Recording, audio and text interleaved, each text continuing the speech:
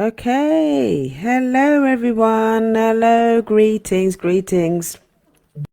Good morning, good afternoon, good evening, wherever you are joining me on the planet. My name is June Allen, and I am a racial trauma therapist, and I am the founder of The Art of Greatness at juneallen.net. So today, I want to talk to you about how to deal with uncertainty. Okay, how to deal with uncertainty.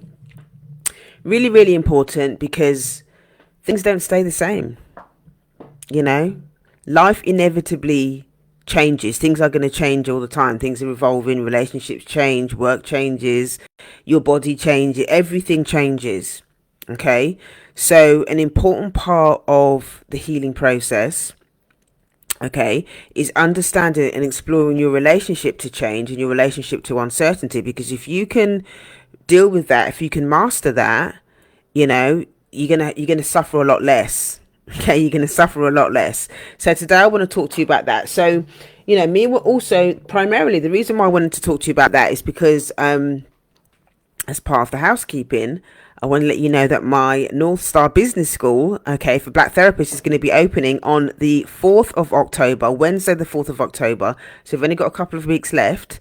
And this is one of the questions that comes up quite a lot. How do I know? How do I get clients? How am I going to deal when there's quiet periods in business? What do I do when clients leave? All of that kind of stuff. There's so many things that happen when you're in private practice, when you're running your own business, just as a business owner, that trigger a lot of uncertainty. It's important to be able to understand that. But before I really get into everything, let me just give you some other bits of the housekeeping. So as I said before, the North Star Business School is going to be opening on the 4th of October, and it's for new and experienced excuse me. So it's for new student therapists that maybe you've just qualified, or maybe you're already an experienced therapist, but maybe you're thinking about setting up in private practice. Maybe you work for an agency and you're thinking about having a little side hustle that you wanna start. Maybe you're not a therapist, maybe you're a wellness practitioner, maybe you're a coach, maybe you're a diversity and inclusion coach or something like that. Maybe you're a wellness practitioner. Whatever it is, this business course is going to be for you. So we're going to be talking about so many different things. We're not just going to be talking about the practical things about being in business, but we're also going to talk about the journey. We're going to be talking about the emotional part of it, and it's not just going to be about mindset stuff. I'm going to show you how to use your emotions, your body, your mind.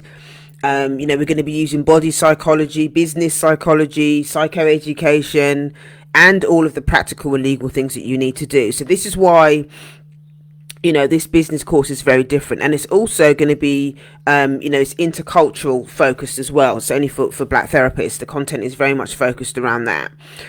So we're going to explore how systems of oppression impacts how you feel about work, your relationship to work. We're going to also look at work addiction, white supremacy, grind culture, all of that sort of stuff. Because if you can understand all of these foundational pieces before you actually dive into doing all the practical stuff around work, then you already got heads up, because you can face all of this stuff head on.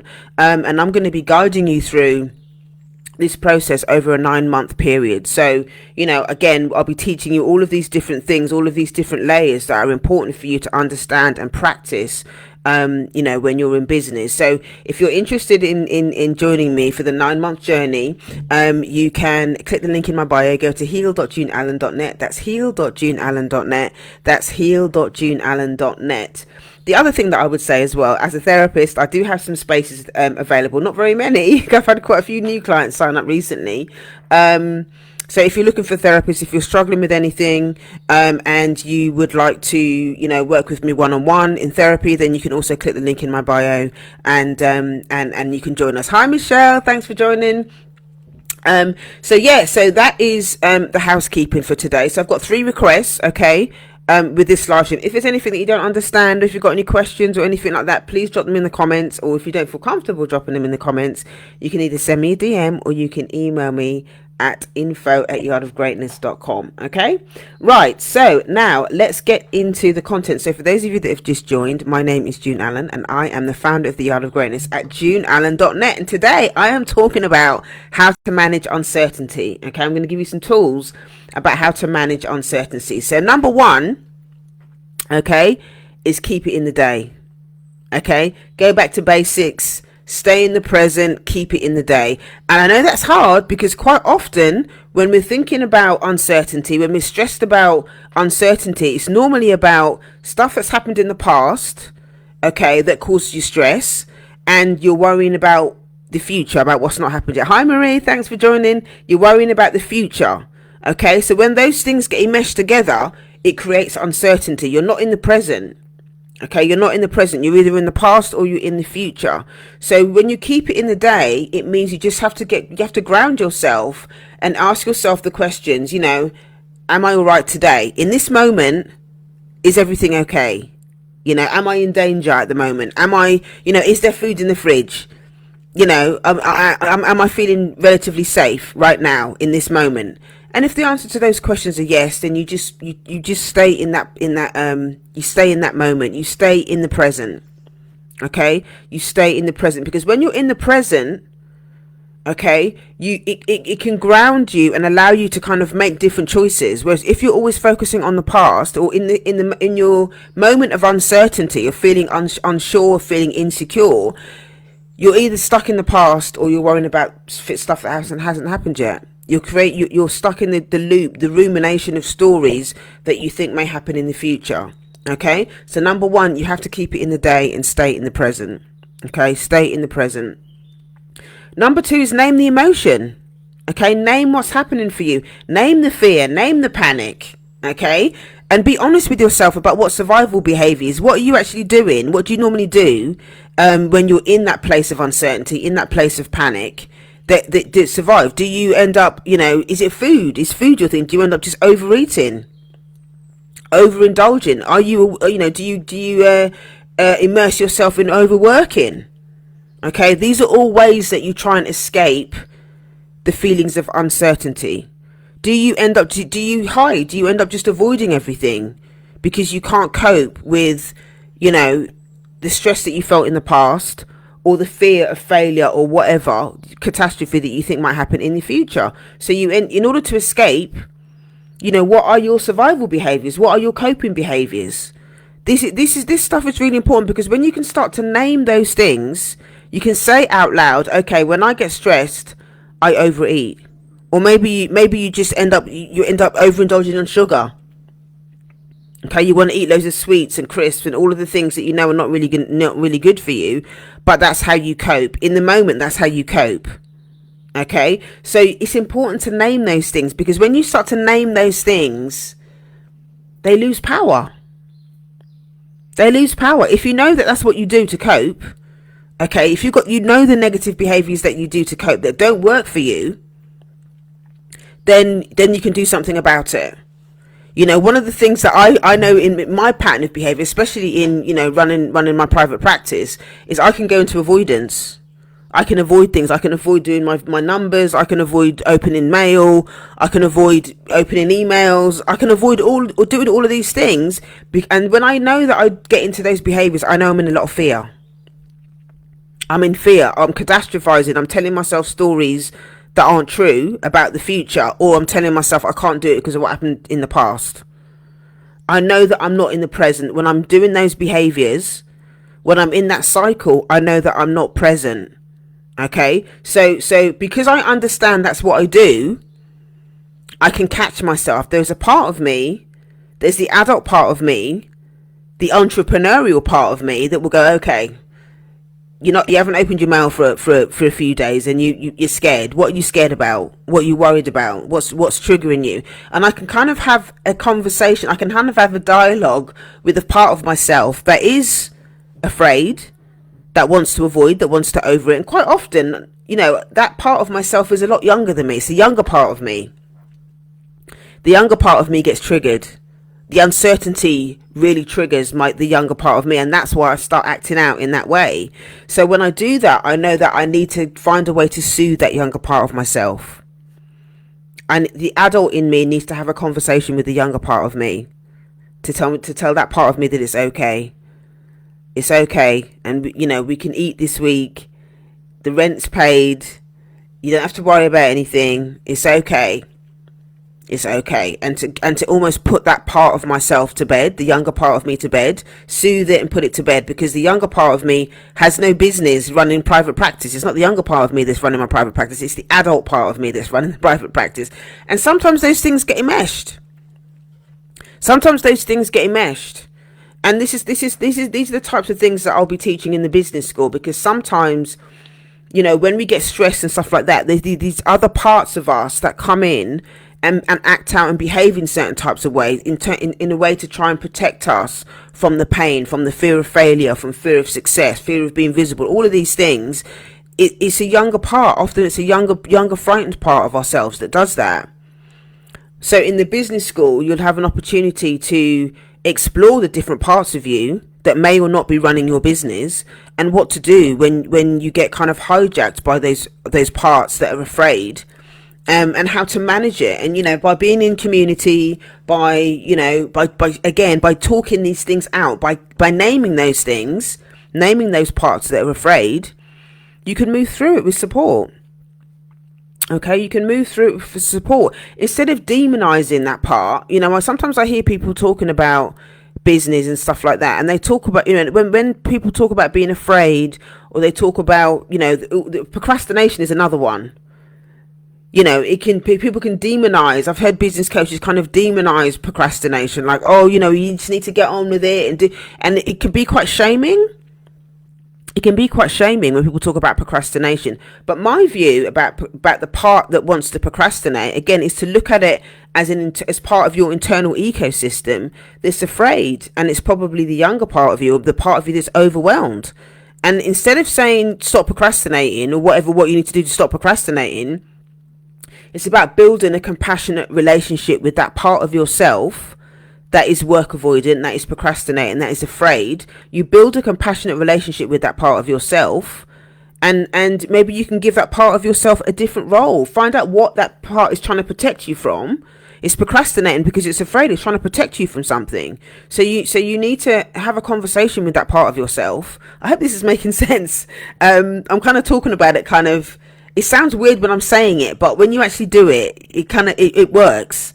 So instead of demonizing it, it's about integration and accepting all of the different parts of yourself when you're an entrepreneur, or even if you're not talking about business.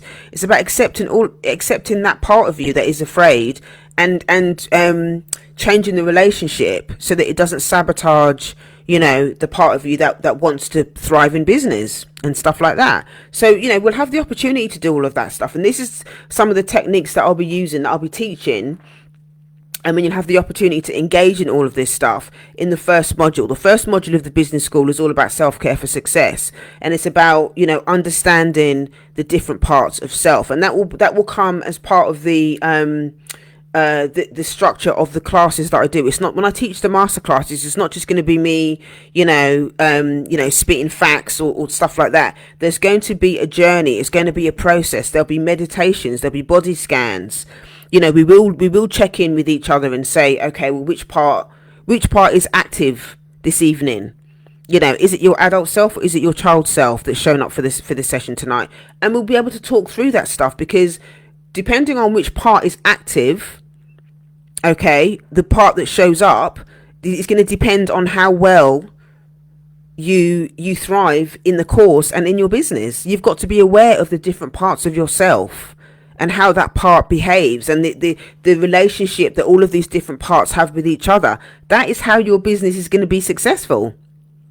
But if you're unaware of those different parts, and you're demonizing the procrastinating parts, or the parts that feel scared, and if you're demonizing all of those parts and not really embracing them and being compassionate, it's going to be a lot harder. You're going to suffer a lot more. Because part of being in business is learning how to deal with uncertainty. And those younger parts of you, especially if you grew up in a home like me, if you grew up in a home that was chaotic, uncertainty and feeling powerless and all of that, can be a huge trigger. So you have to be willing to understand and understand how those parts, how your childhood trauma, how trauma in general, how it impacts how you show up in business. And then you can use that information to, there's a healing process that happens alongside alongside your growth as an entrepreneur. And a lot of people don't always talk about that. A lot of people don't always incorporate that. They just talk about mindset and stuff. And it's not, there has to be, for me as a black business owner, wanting to teach others about business and stuff like that, there has to be a whole list of things that the healing process has to be alongside and parallel the growth of what's going to happen when you're in business. Okay, those things have to run concurrently, because you can't have one without the other. You have to deal with how systems of oppression, what you've internalized, how that's going to impact how you show up in business, how that's going to impact how you interact with your clients. All of that stuff is really, really important. Otherwise, you're going to you'll start acting out or acting in. You'll start doing all of these things, and you're not really going to understand why. Your healing process personally and your entrepreneurial journey are part and parcel of this. They're together.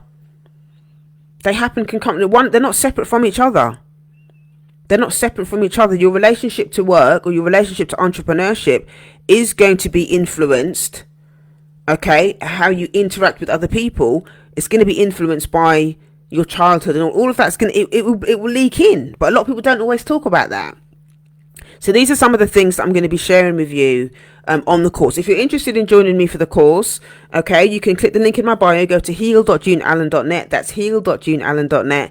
That's heal.juneallen.net. I know I've already had some interest already from people that want to join. The process is that you'll click on the link on my in my website.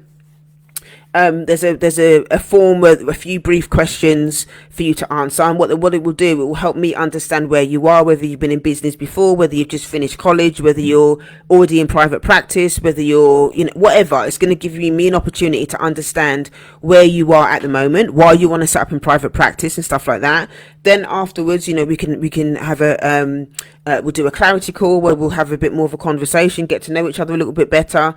And then after that, if you're still interested in joining, then, you can sign up and then you can join. It starts on the 4th of October. Okay. So, let's go on to the next one. So the next one is, about managing uncertainty, is number 3. Okay. Number 3, which is you have to lean into your self-care. Okay, you have to lean into your self-care. When you're in that place of uncertainty, when you're feeling in that place of powerlessness, when you don't know what's coming next, when you're in that place of rumination about the future or the past or whatever, you have to lean into your self-care and do what works. Do what there are going to be things that you do that is going to be helpful. For me, I know that I need to be in community. I need to be, I need to make sure that I talk about what's going on with my therapist. I need to talk about it in supervision. Okay, I need to talk about it with my therapist friends. I need to get to a recovery meeting.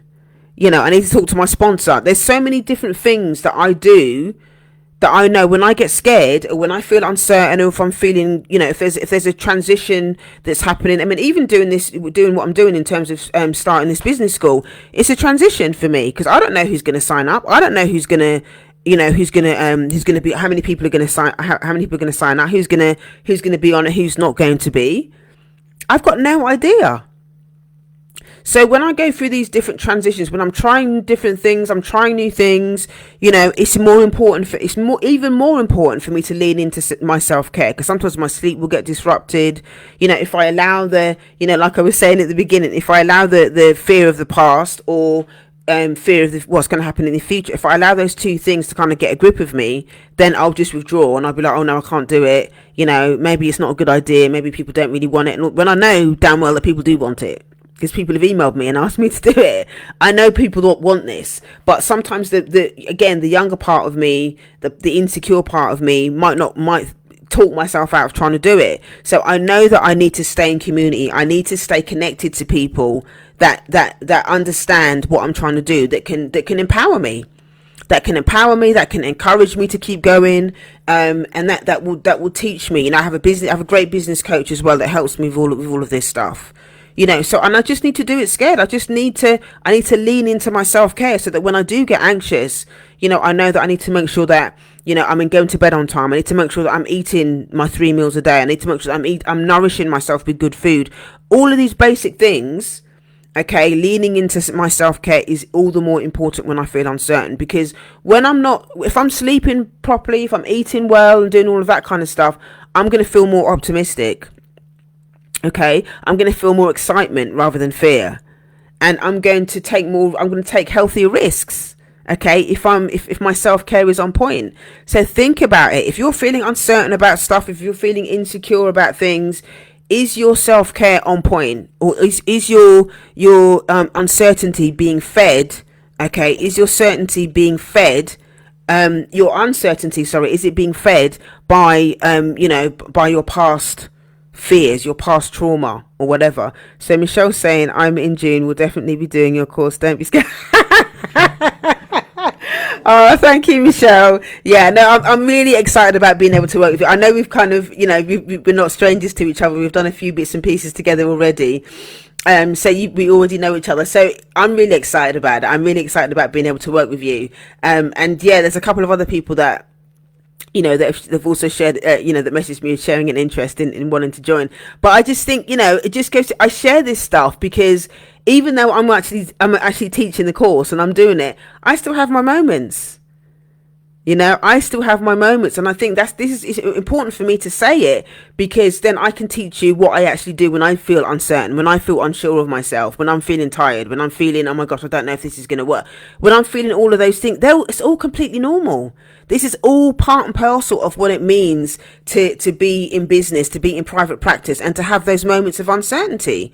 And when you do feel uncertain, I just know that it's going to be okay, because I just lean into my community. I lean into my self-care. I lean into the tools that I have that are going to help me do it. And so Michelle, I'm really excited about being able to do this with you. So if you didn't have your moments, you wouldn't be. Exactly. If I didn't have my moments, then I wouldn't be human. And what I don't want to do is sell some sort of BS fantasy, about this, that, and the other, and kind of make out that I'm some perfect human being that doesn't feel all of this stuff. From anyone that's been following me for a while knows that I always kind of, tell the truth about how I'm feeling, and I tell it, and I tell everything. I share everything, the good, the bad, the struggles, all of that kind of stuff. I share that stuff because it's important. And I don't want there to be any sort of hierarchy or anything like that as well when I'm teaching. It's something about, yes, I teach, and yes, I may have knowledge about certain things that you don't have, but the supportive space that I want to create as a result of this is very much going to be, people kind of sharing their struggles together as a group. And again, I will share all of my stuff as well, so that you can understand that even though I've been in business for a long time, that I still have my moments. Okay, I still have my moments. So in addition to leaning into self-care, okay, you have to lean into community care. Like I was just saying, you need to lean into the community care, because when you're with other people on the same journey as you can identify with stuff. You identify with things together. You get other people when you're having a difficult day. You can come to the group, and somebody else will empower you. Somebody else's story will help you. One of the things that I spoke about, one of the live streams that I spoke about in July, when I did the 30 live streams in 30 days, was this whole idea, this whole concept of understanding borrowed hope. Okay, if you're not feeling hopeful, if you're feeling uncertain, you just have to borrow the hope from somebody else. And that's the power of community. Yeah, this is the power of community. This is the power of what it means to have a village that's supportive. So it's a journey that will go on. It's a journey that will go on together. It's a journey of liberation, a journey of hope, a journey of excitement, a journey of legacy building, a journey of self-empowerment. A journey of, for a lot of us, especially from our generation, my parents always worked. My parents always worked for other people and stuff like that. And, I'm the first person, our generation are doing a lot more setting up our own businesses and stuff like that. And so we're having to learn it in a different way, because my parents' generation didn't have that. And so it was difficult for them. Oh, hi Emma, thanks for joining.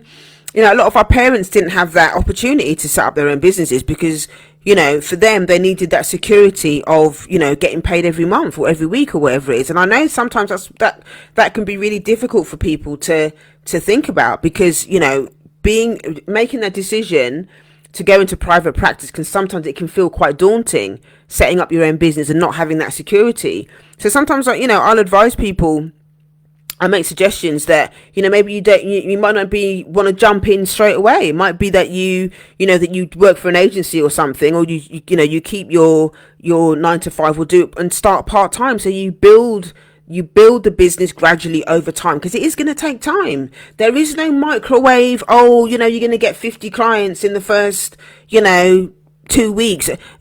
That's not going to happen.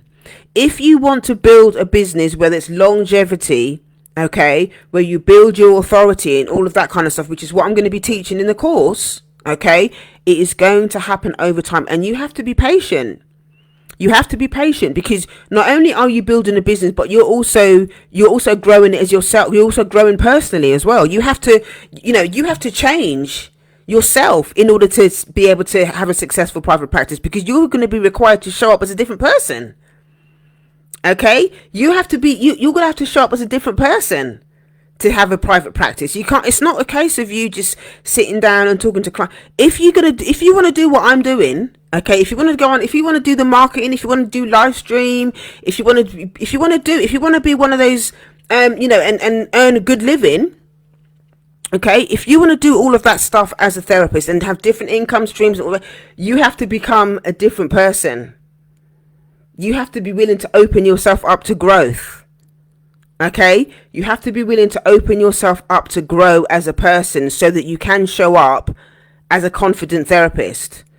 Okay, and it's not about being perfect, and it's not about getting everything right, because I certainly don't get everything right. I get things wrong sometimes, and like I said, I don't always feel confident. However, the reason why I am confident is because I embrace all of the different parts of myself that are vulnerable.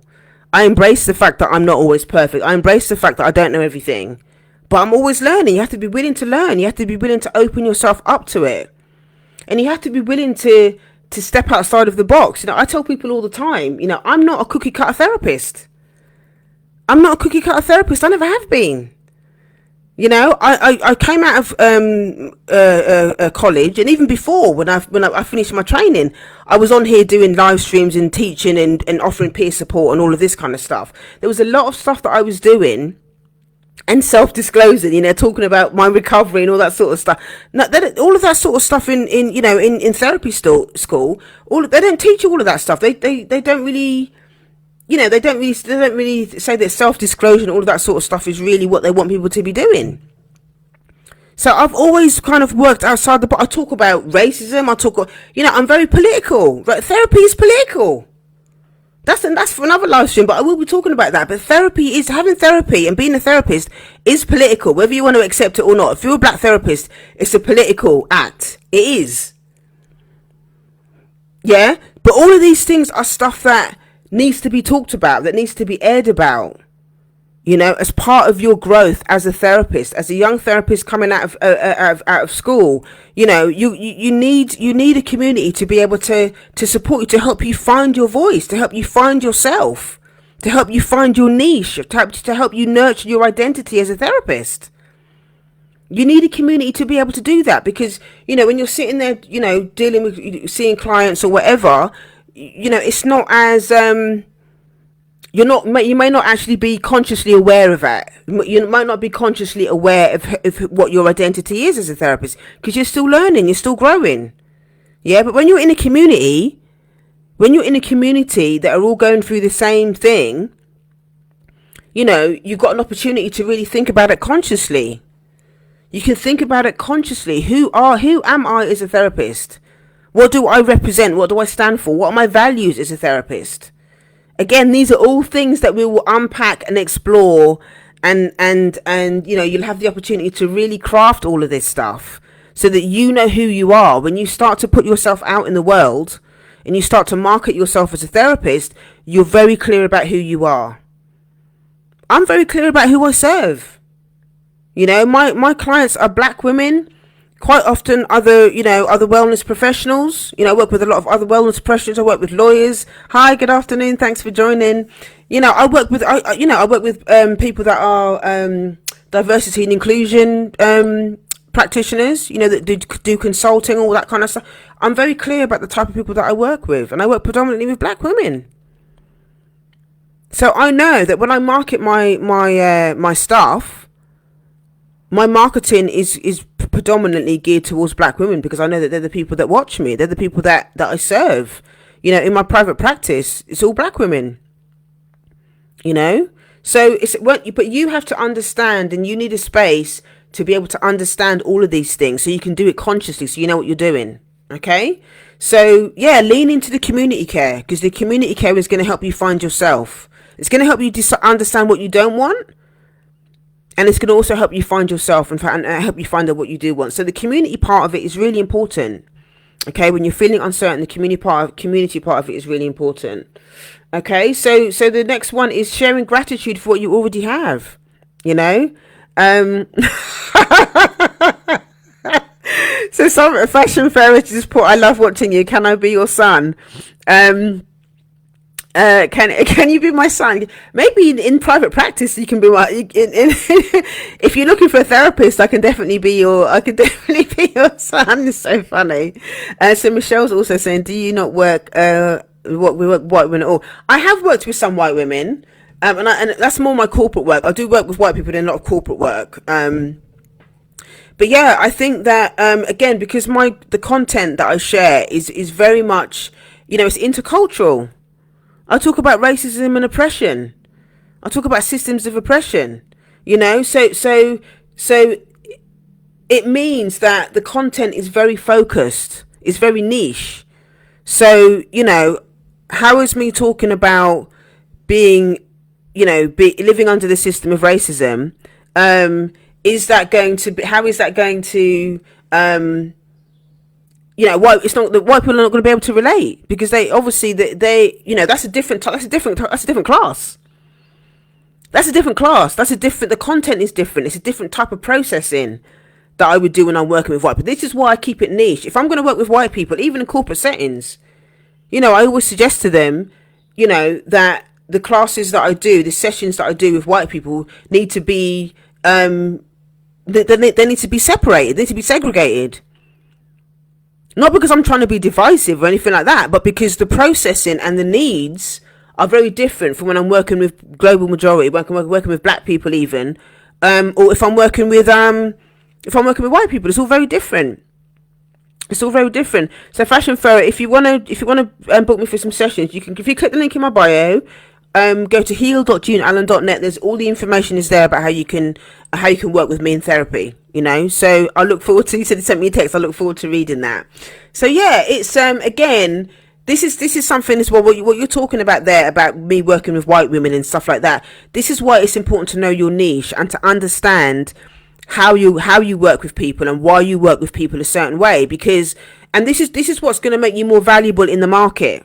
Okay, as a therapist, this is what is going to make you more valuable in the market as a therapist, because people are going to. Let me give you an example. Let me give you another example. If you've got something with your eyes, okay, are you going to feel more comfortable going to an eye doctor rather than just going to your general practitioner? You would rather go and see the eye doctor, because you know the eye doctor is specialist. And the eye doctor is going to be able to give you more tools, and they're going to be able to be more knowledgeable. Not saying that that the general practitioner doesn't know what he's doing, but if you go and see an eye doctor, you know that you're going to get somebody that's going to be more specialist in what you're talking about. And it's the same with doing this. I get people that come to work with me because I really niche down, and I look at the black experience in particular. Okay, I talk about the black experience in particular. I also talk about the experience for black women in particular. And because my experience as a black woman, that's why I share so much of my own experience as a black woman, because people watch my live streams and they identify. Other black women watch my live streams and they identify. And that's why people want to work with me, because I talk specifically to them. And so when people watch it, they're like, oh my gosh, she's talking to me. I've had that experience. I feel like that. Oh my gosh, I don't really understand that bit of it. But June seems to know what she's talking about because she's experienced it. And she's always talking about this bit, this, that, and the other. And I hear people saying that to me all the time. They say, oh, you know, I watched your live streams and, you know, you said this, that, and the other. And it really resonated with me. I really understood what you were saying. Or I didn't understand that part in myself, but I understand what you were saying from your perspective, and I want to understand that part in myself. That's why I want to come and work with you, because you're talking specifically about my black female experience. And this is the sort of stuff that you'll learn when we do the module on in the spring. I think it's a spring term. I'm doing a module in the Black Business course about client attraction and marketing. Okay, and then you know you can start to explore what your niche is going to be. You can start to explore how you're gonna find your clients and all of that kind of stuff. All of that stuff is really important. All of that stuff is really important, because people know, you know, when people mention my name, they know that the type of stuff that I talk about. They know that I talk about blackness. They know that I talk about black mother wound. They know that I talk to black women about stuff. They know that I talk about race and all of that sort of stuff. You know. That's that sort of stuff, you know, that's what I talk about. That's why people come back and watch my live streams, because they know the topics that I talk about, and they resonate. People resonate. Okay? So it's really important that you explore your identity. And when you feel uncertain, you know, you can just go back to that place and go, actually, this is who I am as a therapist. This is who I am as a person. Okay, and this is how I'm going to put myself out in the world. Okay, and you have to trust the process. Okay, this is the last one I've got on here for uncertainty. You have to trust the process, and trusting the process means, you know, showing up in your community. Again, even when you're feeling rubbish, when you're feeling insecure, when you're feeling broke. You know, if I'm having a difficult time, or if I'm struggling with some stuff in my personal life or whatever, again, it's about leaning into the self-care, and trusting the process means just showing up at the places that I know that are going to work, and also including the spiritual aspect of it as well. Even if you're not, you know, I'm not saying that you have to be religious or whatever to do, you know, to do this work. You don't. But there's something about, for me, there's something about connecting to my ancestors. You know, connecting to my ancestors and, you know, connecting with nature. You know, your higher power can be whatever you want it to be. It doesn't have to be God or Buddha or whatever. Your higher power can be whatever you want it to be. But I think sometimes, you know, trusting the process is about trusting that there's something bigger than you. There's a universe that is, you know, that's bigger than your private practice, that is going to help you steer what you need to do. And sometimes maybe your higher power, or the thing that's bigger than you, maybe it can just be the group. Maybe it can just be the group. Maybe it can be nature. Maybe it can be my art. Maybe it can be your ancestors. Maybe it can be God. Maybe it can be Buddha or whoever. You know, you get to choose how your relationship to your higher power. But sometimes when when you're trusting the process, you know, you have to. This is what I do. I bring this when I really don't know what to do. You know, or if I'm feeling lost, or I'm feeling scared or whatever, I bring in that part of it. I bring in that part of it because it helps me feel connected. It helps me remember that this work that I'm doing is bigger than me. It's bigger than this microphone. It's bigger than this platform. You know, because I feel like my work that I do, it's not about me.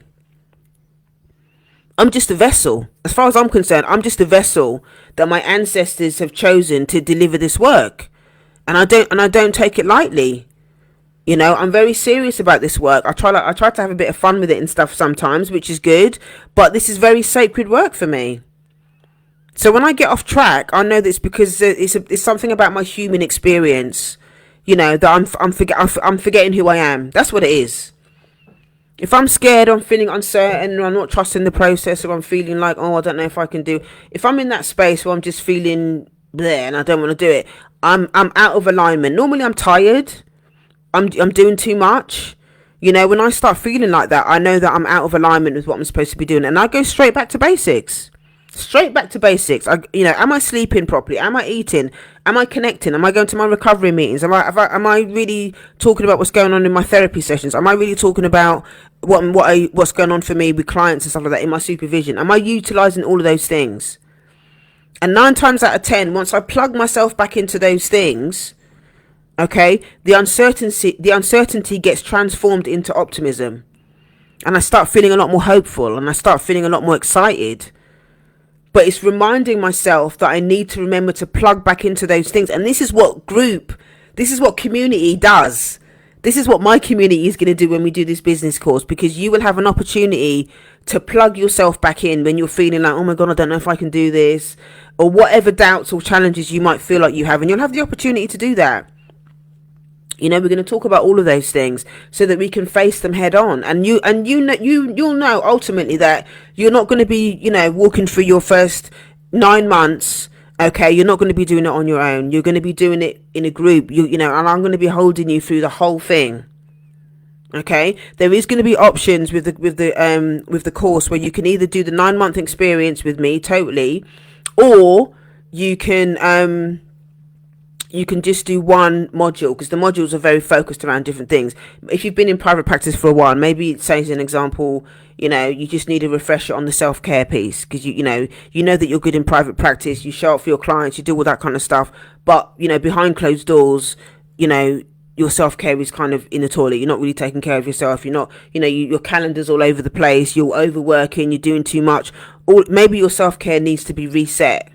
Okay, so maybe just come and do the self-care module. Maybe you're in private practice, but you want some more support around doing the client attraction one. Maybe you don't really know about marketing. Maybe you're scared to do live stream. Maybe you want to learn to do live stream. Yeah, then you just do that module. But that's not going to be happening. The marketing and client attraction one is not until next year. So yeah, all of these things, there are different ways that you can work, but you've got to be willing to surrender. You've got to be willing to surrender and be vulnerable around doing this work, because it's a journey. It's definitely a journey. Okay, but the thing is with uncertainty is that if you don't deal with it, if you don't face it head on, if you don't give yourself permission to sit down next to the uncertainty and have a conversation with it, it will start running your life. It will start, you'll start sabotaging, you'll start acting out or acting in or hiding or whatever you need, because that uncertainty is just gonna, it could create havoc. You'll get stuck in the past, or you'll get stuck in so much fear around the future that the uncertainty will just make you shut down, and you just won't want to do anything, and you'll end up keeping yourself small because you're so afraid of everything. But it doesn't have to be like that. It doesn't have to be like that. Your uncertainty can also be a gift. Okay, your uncertainty can also be a gift, because what it will do, if you're willing to sit down and have a conversation with the uncertainty, it will help you understand what your needs are. It will help you understand and communicate what's not working, and what do you need to do that's going to, what do you need to change? Okay, what do you need to change in order to do that? And what it will also do is, and this is the last thing that I'll finish on this, in private practice as well, when you're feeling uncertain, you need to keep asking yourself as well, or a practice that you need to do is about continuing to sow seeds. Okay, when you're feeling uncertain, you have to think about, are you continuing to sow seeds? Because things, the harvest of private practice, it doesn't all happen at once. It happens over time when you're harvesting. So there'll be times when you're taking care of your clients. There'll also be times when you're marketing and you're sowing seeds. Like me doing this live stream is sowing seeds. I can't tell you how many times I've had clients that are working with me that will say, I found you on YouTube. I found you on YouTube, because I was looking for I was looking for some stuff on black women or whatever, on therapy or whatever, and they'll go on there and they'll binge watch a whole load of my videos, and then they'll say, oh yeah, okay, well, I resonate with her, I'm going to go and work with her. And the reason that they make that decision is because over the last 8 years I've sown seeds. Okay, I've sown the seeds of doing all of these live streams so that then the harvest is the clients can go and binge watch my videos, and then they can decide, oh, okay, well, I like her vibe. I'm going to go and work with her. You know, so Michelle's saying, thank you, June. I'm battling with a bit of uncertainty right now, but you, bingo. But you've given me hope. Listen, I'm telling you, this is why I do these live streams, Michelle. And thank you for your feedback on that. This is why I do these live streams, because I understand.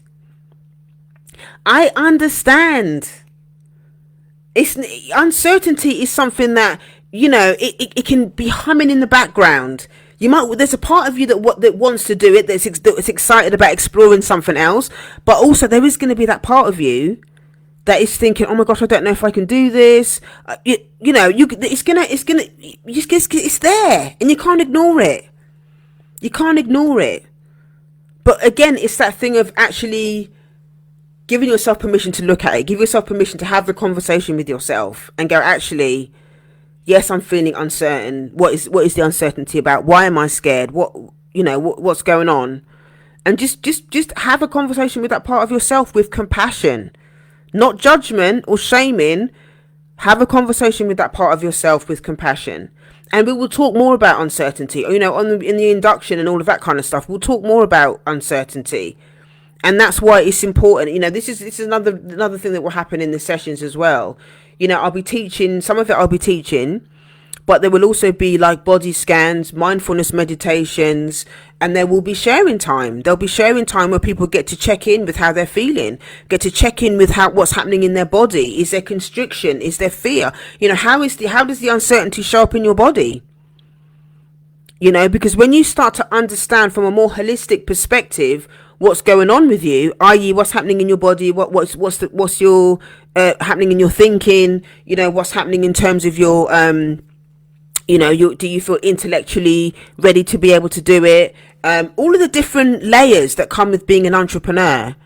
How are you feeling in your body physically? How is your food? How is your sleep? We're going to be talking about all of those things because ultimately you are going to be your brand as a therapist in private practice. You are your brand. So my goal, okay, in doing that course, the first module is really about making sure that that your relationship with yourself, okay, is a priority. Your relationship with yourself has to be a priority. So understanding all of those different parts, including the parts of you that feel uncertain, they need to be given a voice to be able to speak, so that we can, as a group, that we can all throw our uncertainty hats in the ring and have a conversation about it, and then we can hold each other through it. You're not going to be on your own with none of this. All right. So if you're ready to, if you're in private practice, if you're a student that's just finished private practice and finished studying, and you're thinking about going into private practice, click the link in my bio, go to heal.juneallen.net. That's heal.juneallen.net. That's heal.juneallen.net. If there's any other questions that you have, Michelle in particular, if there's other stuff that you want me to do a live stream on, please send me a message, DM me, or email me, info@yardofgreatness.com, and I am more than happy to do a live stream on it. I'm going to be doing more live streams over the next couple of weeks. So, send me some details if you want me to do live streams on other things, and I'm more than happy to do it. All right. So yeah, if you know somebody that's a student, or that's in private practice, that's struggling with marketing or whatever, struggling with self-care as a therapist, and you think that they would benefit from this course or benefit from this live streams, please share it with them. Okay, again, if you've got any other questions, send me a DM, email me, info@yardofgreatness.com, and I'll be more than happy to assist. So I will see you next time, and thanks everyone for joining, and I will see you on the other side. All right, take care everyone. Bye.